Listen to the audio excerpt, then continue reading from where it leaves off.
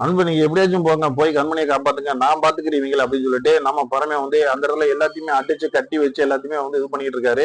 இந்த கேப்ல வந்து அன்பு வேகமா ஓடியாராரு. ஓடியாந்து என்ன பண்றாரு பாத்தீங்கன்னா, சொக்கப்பையங்குள்ள வந்து கண்மணி மாட்டிக்கிட்டாங்க, எப்படா காப்பாத்துறன்னு சொல்லிட்டு அங்க உள்ள பெரியவங்க எல்லாம் சொல்றாரு. சொல்லும் போது ரொம்ப கவலைப்படுறாரு. என் பொண்டாட்டி இப்படி உள்ள மாட்டிக்கிட்டா, எப்படியாச்சும் காப்பாத்துங்கன்ட்டு கிராமத்துல உள்ளவங்க எல்லாருமே என்ன பண்றாங்கன்னு பாத்தீங்கன்னா, தண்ணி எடுத்து வந்து அணைச்சிடலாம், நம்ம அய்யனார் சாமிகிட்ட வந்து மன்னிப்பு கேட்டுட்டு வேற ஒரு சொக்கப்பனை நம்ம ரெடி பண்ணிடலாம் அப்படின்னு சொல்லி அவங்க வந்து எல்லாரும் பேசிக்கிட்டு அதுக்கான முயற்சியில இறங்குறாங்க.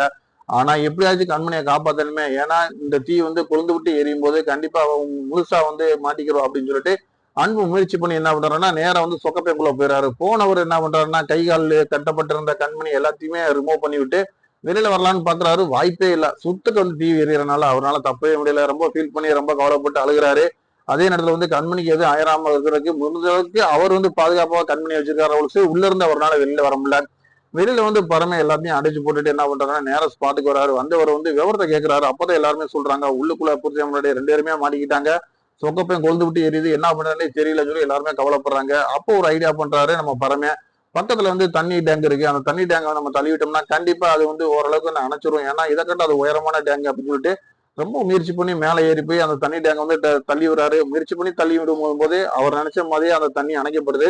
அந்த இடத்துல வந்து நம்ம கண்மணி அன்பு காப்பாற்றப்படுறாங்க. இதுல ஒரு முக்கியமா கவனிக்க வேண்டிய விஷயம் என்ன அப்படின்னு பாத்தீங்கன்னா, இன்னைக்கு வந்து பறமை வந்து இல்லைன்னா கண்டிப்பா கண்மணி அன்பு உயிரோட இருந்திருக்கான வாய்ப்புகள் ரொம்ப கம்மி.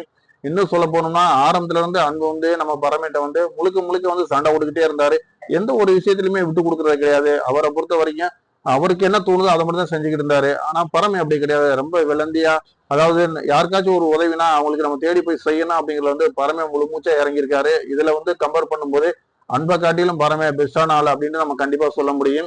அதே நேரத்துல வந்து பாத்தீங்கன்னா சிவகாமி என்ன சொல்றாங்கன்னு பாத்தீங்கன்னா, அவங்க வந்து இந்த மாதிரி தீ எரியும் போது மயங்கி விழுந்தவங்க அதுக்கப்புறம் குணமாயிட்டு அவங்க என்ன சொல்றாங்கன்னா, இந்த பிரச்சனையை வந்து இதோட விட்டுருங்க, அவங்கள போய் நம்ம ஏதாச்சும் ஒண்ணு பண்ணோம்னா அது மேற்கொண்டு வந்து நம்மளுக்கு தான் பிரச்சனை வரும். ஏன் அப்படின்னு கேட்டீங்கன்னா, நீங்க 2 பேரும் உள்ள போக வேண்டிய அவசியம் இல்ல, மறப்போம் மன்னிப்போம் அப்படின்னு சொல்லி அவங்கள விட்டுருவோம் அப்படின்னு சொல்லிட்டு சிவகாமி அட்வைஸ் பண்றாங்க. அதை கேட்டுட்டு அன்பும் நம்ம பரமனு அவங்கள கட்டி போட்டவங்களை வந்து போங்கடா அப்படின்ற மாதிரி விட்டுட்டு வந்துடுறாங்க.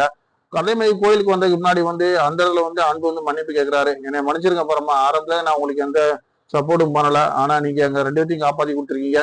நாங்க இன்னைக்கு வரைக்கும் வந்து கணவன் மனைவியா இருந்தாலும் கூட இன்னும் எங்களுக்குள்ள வந்து ஒரு சரியான வாழ்க்கை அமையல, நாங்க அதுக்காக தான் இந்த கோயிலுக்கே வந்தோம் அப்படிங்கும் போது அதெல்லாம் நினைச்சு நீங்க கவலைப்படுறீங்க பாஸ், நீங்க சந்தோஷமா சந்தோஷமா வந்து லைஃபை தொடங்குங்க, எந்த பிரச்சனையும் உங்களுக்கு வராது, கண்டிப்பா இந்த அய்யனார் உங்களுக்கு துணை இருப்பாரு அப்படின்னு சொல்லிட்டு பழமை சப்போர்ட் பண்றாரு.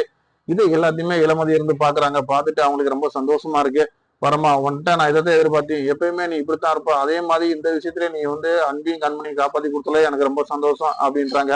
அப்படி சொன்னது மட்டும் இருந்தா பார்த்தாதுங்க, கண்டிப்பா அந்த இதுல வந்து நம்ம பரமனை வந்து காதலிக்கிறதுக்கு இளமதி முழு மூச்சா இறங்கணும். அதை பத்தி தான் நானும் சந்தோஷப்படுவேன். நீங்க என்ன நினைக்கிறீங்க அப்படிங்கிறத கமெண்ட்ல பதிவு பண்ணுங்க, லைக் பண்ணுங்க, ஷேர் பண்ணுங்க, தொடர்ந்து நம்ம சேனலை பாருங்க.